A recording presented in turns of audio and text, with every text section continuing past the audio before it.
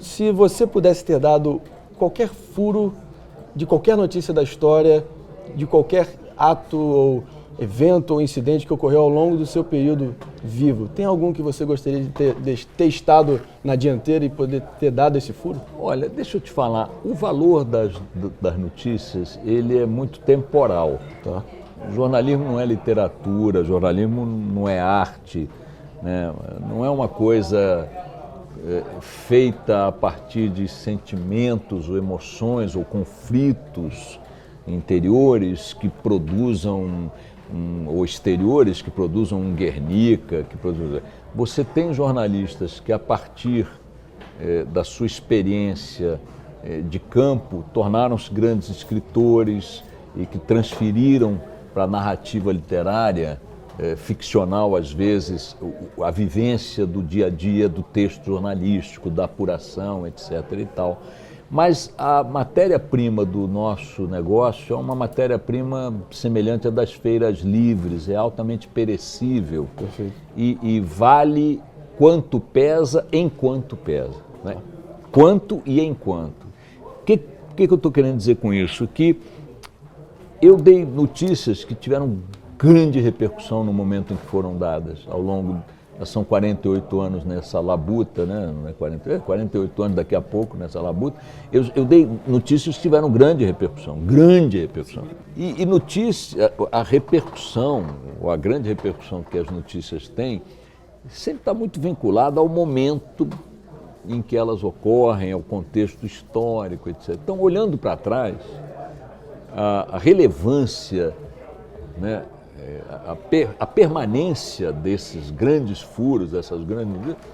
virou pó praticamente, na quase totalidade. Algumas têm boas histórias por trás que você contaria.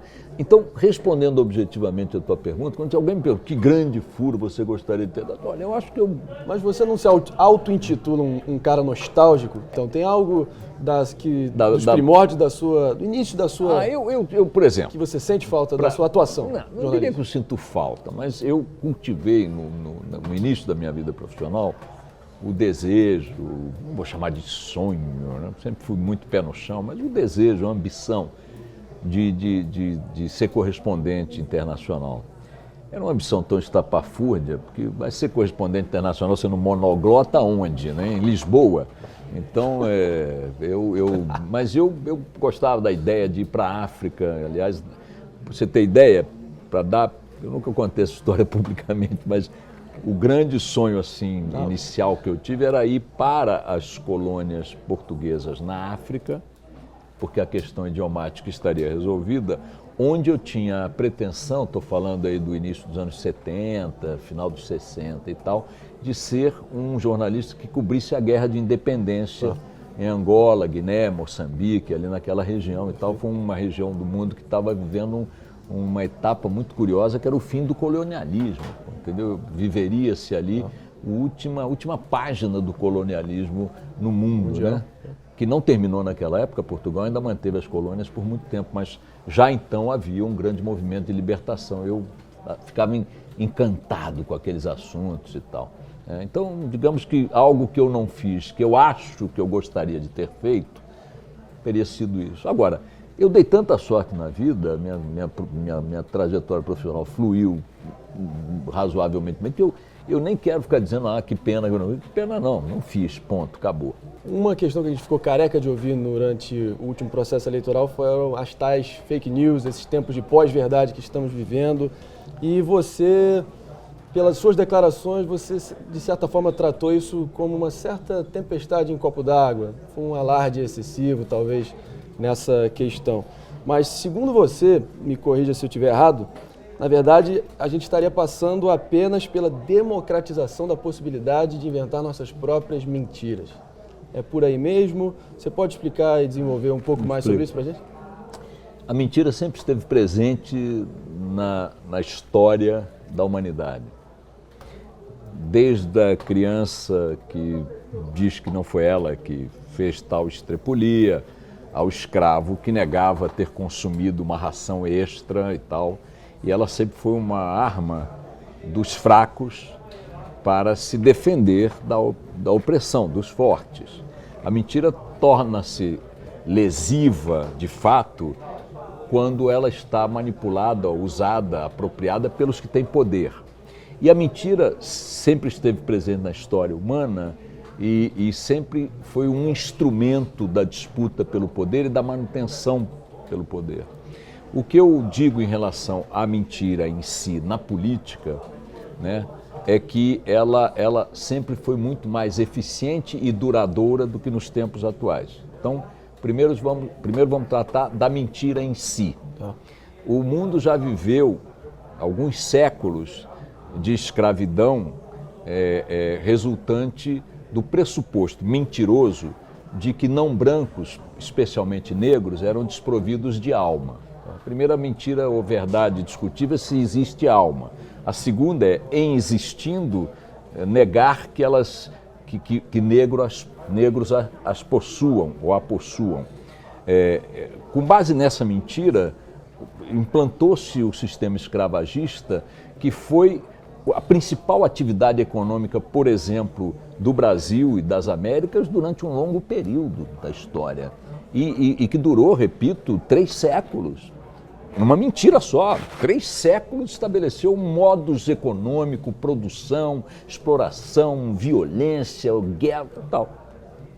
Aí, se você quiser fazer um corte histórico muito rápido, vem para meados do século passado, não tem tanto tempo assim, você viveu uma guerra mundial em que uma potência militar da época, a Alemanha, dominou metade do mundo e esteve durante um longo período do conflito à frente dos seus adversários em função da consagração de um discurso baseado em várias mentiras. O regime nazista foi um regime baseado num enorme, a começar da supremacia racial. Com base numa mentira maluca como essa, matou 6 milhões de judeus, levou o mundo a uma guerra que matou 52 milhões de pessoas, etc. e tal. O mundo sempre esteve repleto de poderosos, de regimes, de sistemas que fizeram da mentira um grande instrumento. Quem inventou a frase clássica, uma mentira repetida várias vezes torna-se uma verdade, não foi alguém de ontem na internet, foi Goebbels nos anos 30. Então, a mentira sempre esteve aí e sempre foi muito mais eficiente como arma, como instrumento de poder para conquistar e para manter. Então, a primeira coisa é essa.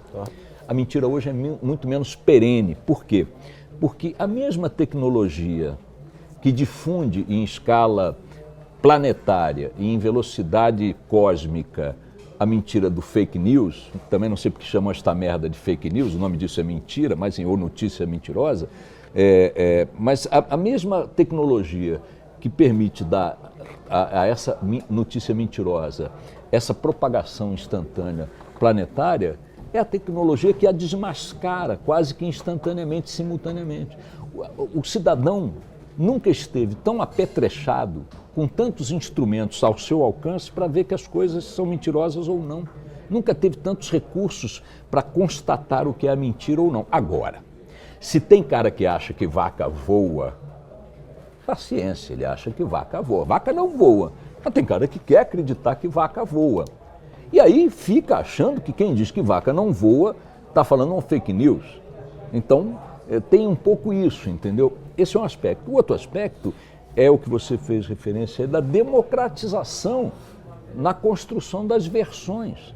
A própria imprensa construiu sua mística dizendo que era testemunha ocular da história. Esse era o bordão do seu Repórter Esso, testemunha ocular da história. Pois bem, eu estou há 48 anos nessa profissão, nunca testemunhei merda nenhuma. Nunca vi um assassinato, nunca vi um sequestro, nunca vi porra nenhuma.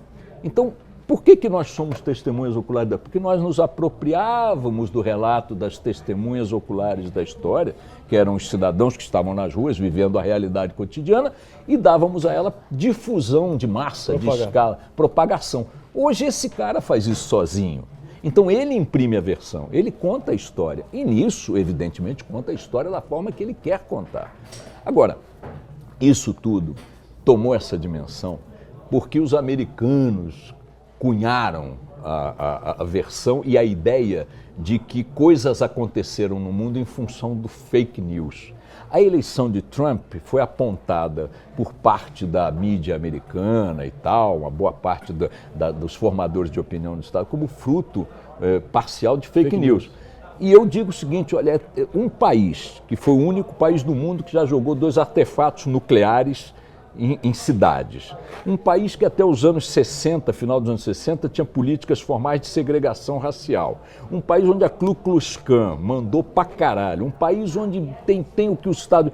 Pô, tem algo de atípico botar um maluco igual aquele na Casa Branca? Não tem. Aquilo não é fruto de fake news, aquilo é fruto de uma realidade americana tão profunda quanto a que levou o Obama ao poder. Só que agora está na vez deles. Então, o Brexit, o fake news fez o Brexit. Não, o Brexit foi uma grande cagada dos britânicos, que nunca se acharam europeus, nunca se integraram de fato. Vai falar para um britânico se ele é europeu. Ele não é europeu, ele é britânico. A moeda dele nunca foi o euro. É um ilhéu. Aí resolveram sair, agora estão descobrindo a cagada que fizeram. Mas aí, não foi o Brexit, foi a mentira. Não foi a mentira que fez aquilo. Aquilo é um sentimento verdadeiro que eles tinham, ainda que equivocado. Então, o fake news é um exagero dizer que ele tem esse poder demolidor. Ele vai ficar circulando aí e produzindo aqui e ali um arranhão, como os garfos produziram quando o homem resolveu introduzir esse instrumento à mesa. Imagina quanto olho furaram até meter direito a porra no bar. Então, é por aí. Eu acho que isso aí é uma bobajada que tomou essa dimensão porque o primeiro mundo quis dar essa dimensão com esses 2 eventos. Mas não tem. As mentiras nunca sobreviveram tão pouco quanto nos tempos atuais, graças aos mesmos instrumentos que as propagam. Você fez menção a 2 fenômenos que, enfim, saltam aos olhos. Você não vai elogiar o Ronald Reagan aqui outra vez, não, né? Não, eu poderia fazer. Você... Poderia. Nem o Trump. Poderia. Mas você acha que essas figuras como Trump, o fenômeno do Brexit, o próprio Bolsonaro aqui, Viktor Orbán na Hungria, dentre outros que seguem essa matriz mais nacionalista, esse discurso mais contundente, você acha que esse período eles vão conseguir de fato formar coalizões políticas duradouras ou é um período, vai ser algo efêmero ou é muito incerto dizer? Não dá, Mas você também nessa altura do jogo presumo que também não pode mais cravar nada, visto os últimos desdobramentos políticos mundiais, né? Primeiro não é eu, né? Qualquer análise que se faça com pretensões conclusivas diante de determinados cenários é uma temeridade. Por partes, Trump, o primeiro-ministro italiano, o Bolsonaro, outras lideranças que emergiram recentemente em várias regiões do mundo, países e tal, com discursos mais nacionalistas, com uma linguagem mais de direita, mais conservadora, respondem a realidades locais, né, realidades nacionais muito específicas. Botá-los todos no mesmo pote ou imaginar que todos farão uma grande aliança para trocas comerciais, blá, blá, blá, blá, blá, é tão ilusório quanto achar que isso aconteceu no bloco mais à esquerda, quando vários governantes de esquerda estiveram no poder. Não foi bem assim, né? As divergências se dão. Tem um elemento em comum entre todas essas figuras que a gente citou, que é a condenação a esse fenômeno do globalismo. Você acha que isso é arraigado realmente na realidade? Talvez o que chamam de globalismo ou quem defendeu, tentou implementar essa ideia de um mundo sem fronteiras. Entidades supranacionais, burocratas, acho que talvez tenham errado na mão. Centralizados. Podem ter errado na mão, podem ter errado no timing, né? Podem ter errado na comunicação. Quando você imagina um mundo ou uma espécie animal como a nossa que pudesse coabitar o seu espaço de vida pacificamente, com trocas igualitárias e tal, seria ótimo. Como isso não é sequer uma utopia, isso é uma maluquice, né? É preciso considerar as realidades, as diferenças. Neste sentido, de que as diferenças existem, têm que ser levadas em conta, não as ter levado em conta produziu problemas ou não permitiu que determinadas coisas se solucionassem. Nesse sentido, acho que essas lideranças respondem, né, num prazo que eu não sei qual é de tempo, a um fracasso, se não total, pelo menos parcial, desse discurso mais globalista, mais não sei o que, etc. E tal. Acho que talvez ou uma correção de rumo, né, um ajuste de ritmo, um ajuste de formato, ou talvez até a morte desse tipo de utopia ou de ilusão globalista e tal. Claro. Eu olho para certos temas globalmente porque acho que se eles não forem olhados globalmente, todos nos fuderemos muito. E o principal, mais sensível dele, para mim, é a questão ambiental. Para mim, beira a demência questionar que o mundo precisa de uma ação global na área ambiental, alegando, por exemplo, que nós não estamos vivendo um problema dessa natureza. Supondo que tenhamos aí dois caras divergindo... Você não acha que pode ter uma dose de alarmismo? Eu diria o seguinte... E que, de fato, isso acabou que essa preocupação legítima criou uma indústria que pessoas lucram. Tá bom, então vamos lá. Provocando o debate aqui. É isso, então vamos lá. Tem um livro muito bacana, que é muito engraçado, Dois Idiotas Sentados sobre um Barril de Pólvora, ou sobre um barril apenas. É um livrinhozinho dos anos 60, muito engraçado. São dois caras, cada qual sentado no seu barril de pólvora. Tá. E começam a discutir. E essa discussão é uma bosta de uma discussão que não quer chegar a um consenso, cada qual quer colocar. E aí tem uma hora que a porra explode. Eu diria o seguinte, vamos supor alguém que é um radical defensor de medidas ambientais globais, tá, sentado desse lado dizendo que o mundo vai acabar se não fizerem o que ele está falando. E o outro que é um oponente dessa linha de raciocínio, também radical, dizendo que não tem nada que ser feito, que a indústria do carvão tem que botar para poder, que o petróleo tem que botar, que o mundo não está em aquecimento e tal. Tá bom? Tá. Se este aqui estiver certo, na pior das hipóteses, você tem uma sobrevida de várias questões da natureza, menos desmatamento, menos emissão de CO2, menos de gelo, menos... Você tem, né? Esse aqui, o preservacionista, supostamente estando certo, ele está certo. Supostamente ele estando errado, qual dano ele está causando? Eu não estou nem supondo que um nem outro está certo. Estou dizendo, admitindo que este aqui esteja errado, que o cara que diga assim, não derruba a Amazônia, pô, isso é uma cagada, não derruba a Amazônia. O que ele vai produzir de dano de escala planetária se não derrubarem a Amazônia? Você vai produzir um desenvolvimento mais lento, aqui... A advocacia dele nesse sentido poderia, por tabela, acabar criando um amontoado de regulamentações onerosas que, enfim, reprimem o desenvolvimento econômico. Ponto. De novo, você não é advogado do diabo aqui. Então, digamos, então ele vai produzir uma consequência econômica, sim, de menor geração de emprego, de menos desenvolvimento. Perfeito. Mas a Amazônia está lá. O erro dele produziu esse mal, mas a Amazônia está lá, ok? O outro aqui, ele tem uma opinião de que esse aqui é um idiota, que não tem aquecimento global, não tem nada, isso é uma maluquice e tal, não me enche o saco, vamos nos desenvolver. Tá bom. Se ele estiver certo, teremos aí um desenvolvimento. Tá. E se ele estiver errado? Fudeu, porque aí derrubaram a porra da Amazônia. Aí cagaram tudo. Estou falando da Amazônia como exemplo. Sim. Então, o que eu acho é que nesta discussão, estar certo de um lado e de outro não produz grandes problemas, desde que ele esteja certo e tal. Agora, se estiver errado, este aqui não produz problema que me mate e esse aí produz.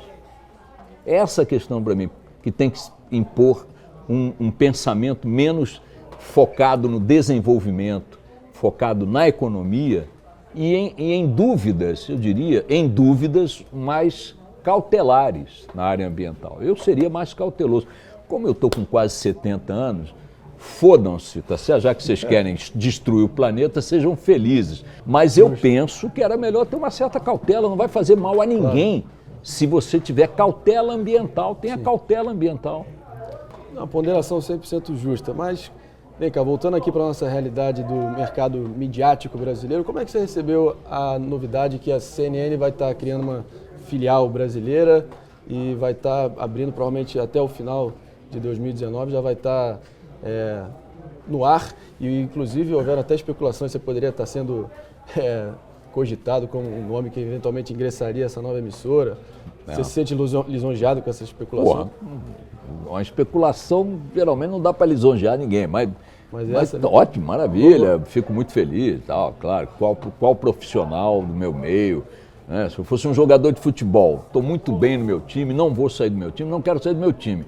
Mas aí dizem lá em Madrid que o Real Madrid que é meu pai. Pô, ótimo que o Real Madrid, mas tudo bem, mas as coisas não caminham por aí. É intriga.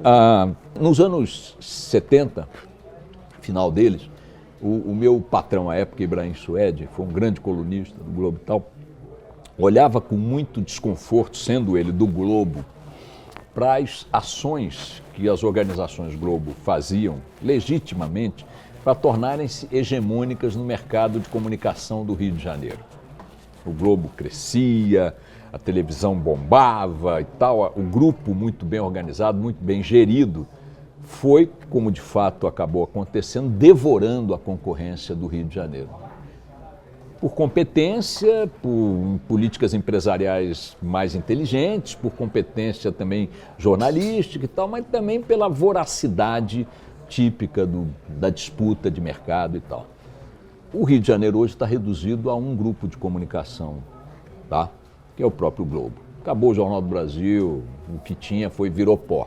Acabou, bem, o Dia está lá lutando para sobreviver, o Jornal do Comércio acabou, o Fluminense acabou, se não acabou também está reduzido a uma sobrevivência difícil e tal. Bom, que dizia o Ibrahim na época? Porra, o Globo está maluco, o Roberto Marinho está doido, quer acabar com a concorrência? Isso para nós é ruim, para nós jornalistas, para nós trabalhadores.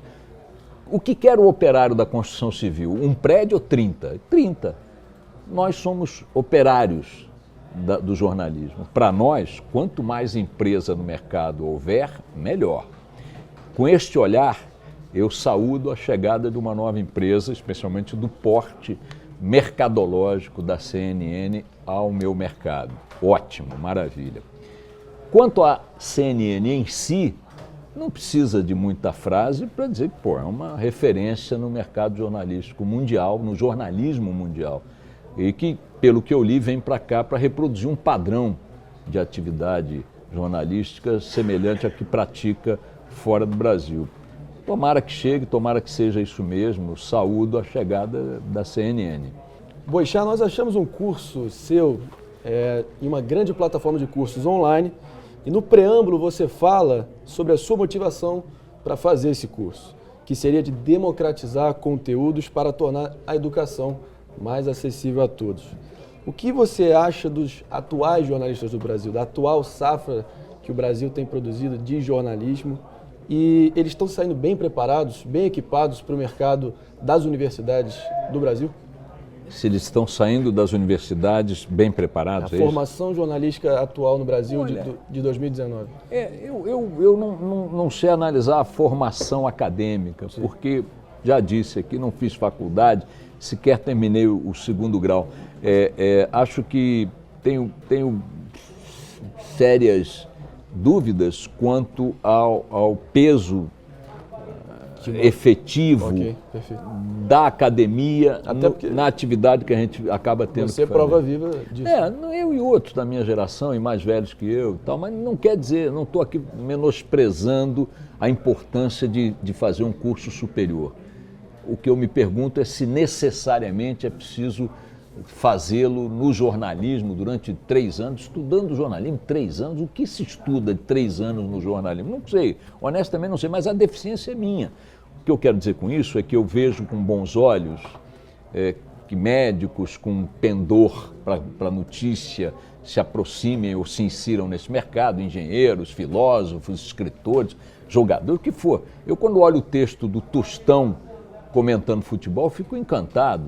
Quando eu vejo o desempenho do Neto no ar, na Band, comentando futebol, adoro. Quando eu vejo o Drauzio Varela escrevendo, adoro. Quando eu vejo... Está cheio de gente que não passou pela faculdade de comunicação, de jornalismo, 3 anos, 4 anos, sei lá quanto e tal, estudando linguagem comparada, não sei mais o que e tal.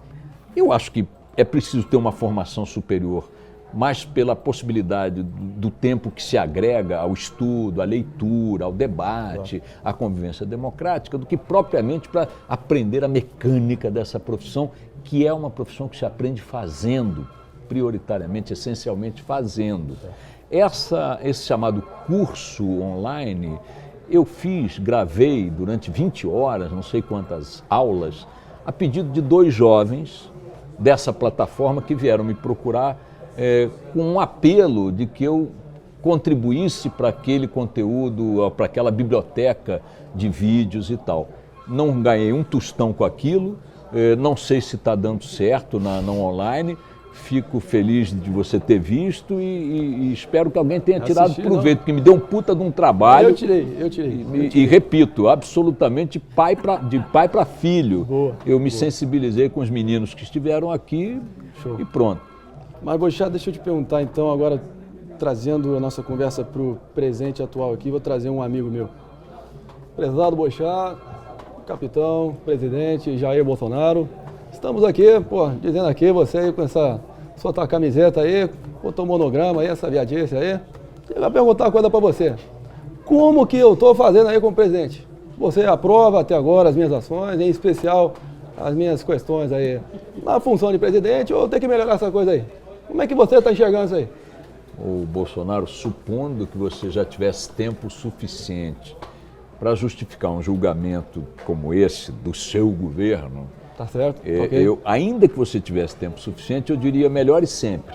Nunca vou me sentir plenamente satisfeito diante do desempenho de nenhum governante. Ele poderá ser satisfatório diante das expectativas ou frustrante diante das expectativas. Hoje temos um mês aí, menos de um mês de governo, não dá para fazer um julgamento se está indo bem, está indo mal. Alguns pequenos pontos eu acho que poderiam ter te poupado de certos desgastes, outros eu acho que continuam te desgastando e você deve tratar deles de alguma maneira, especialmente no âmbito familiar. Ok. Mas, e outros eu acho que até positivamente houve uma percepção. Fala um pouco positiva aí, positiva? Me dá uma moral, Boixá. Você em Davos. Davos, sim. Você esteve em Davos, repetiu coisas que vinha dizendo em relação à redução do tamanho do Estado, a tirar o Estado das costas do contribuinte. Desburocratizar, desregulamentar. Tudo bem. Aquela coisa toda. Tá bom. Então isso eu acho que faz sentido. Eu quero que o Estado no Brasil pare de encher o saco de custar o que custa. Ok. Mas o mais positivo que você fez em Davos, já que tudo isso já era discurso antigo, foi uma mudança de discurso em relação a um assunto que foi a decisão, o recuo da decisão de sair do Acordo do Clima de Paris. Dentro daquilo que nós conversamos há pouco aqui na entrevista sobre a necessidade de pensar globalmente a questão ambiental, seria um sinal muito ruim para o mundo e para a própria sociedade brasileira, para a própria realidade interna no Brasil, que o Brasil rompesse com um acordo global que, se não é perfeito, que se não é sensacional, pelo menos está inspirado na ideia de que toda a comunidade global tem que pensar o planeta coletivamente. Nesse aspecto eu acho legal. Ter anunciado que não vai sair do Acordo de Paris, ainda que seja para ficar nele criticando algumas coisas, foi uma atitude que eu achei bastante positiva, de bom senso. Eu percebi que eu tô no trilho certo quando eu ganho elogio de Ricardo Boixá, tá ok? Mas foi um só, hein? Foi um só. Mas um só tá bom, pô. É um bom começo aí. Mas voltando aqui para a nossa entrevista aqui e partindo para a nossa pergunta final. Boixá, eu queria primeiro agradecer imensamente a sua disponibilidade, a sua parceria, a sua posição aqui como um cara que eu tenho como maior referência para mim, como comunicador no Brasil. Te carrego na mais autoestima, meu carinho por você é imenso, você sabe disso. E está sendo um prazer aprender mais com você hoje aqui. Se você pudesse até revelar aqui, eu confesso, nada mais natural, que eu estava um pouco mais travado, um pouco mais nervoso, estreando aqui nessa função de entrevistador. O que você sugeriu que eu fizesse, até para você transmitir esse conselho muito valioso para os outros comunicadores que estão iniciando a carreira? O que você disse? Não é só na comunicação, não, é em tudo que está colocado diante de você como fatalidade. Você precisa encarar a realidade, você precisa lidar com ela efetivamente, né? Francamente, frontalmente. E eu disse para ele, olha, isso aqui é o seguinte, quando acender o refletor ali, meu amigo, liga o foda-se, tá certo? Liga o foda-se. E foi isso que eu fiz, espero ter desempenhado bem. E é só o início, pessoal. A gente está só começando novos formatos, testando novos formatos aqui no nosso canal. Queria agradecer esse cara aqui, fenômeno, Valeu. Ricardo Boixá. Muito obrigado por tudo. Um abraço. E seguimos Foi um fortes aí prazer. no nosso canal. Valeu, pessoal. Valeu, galera. Tamo juntos e até a próxima. Bom, minha gente, eu estou aqui na redação da TV Bandeirantes, em São Paulo, onde acabei de receber o meu querido amigo André Marinho, para fazer uma entrevista muito agradável, muito animada, que ele vai exibir no canal André Marinho, no YouTube. Eu espero que vocês não só acompanhem essa entrevista, possam comentá-la, criticá-la, possam aproveitar alguma coisa dessa conversa, mas principalmente que vocês deem atenção, dediquem atenção ao canal André Marinho no YouTube. Até para esculhambar, se for o caso. Tchau. Tá bom. Um abraço. Tchau, meu.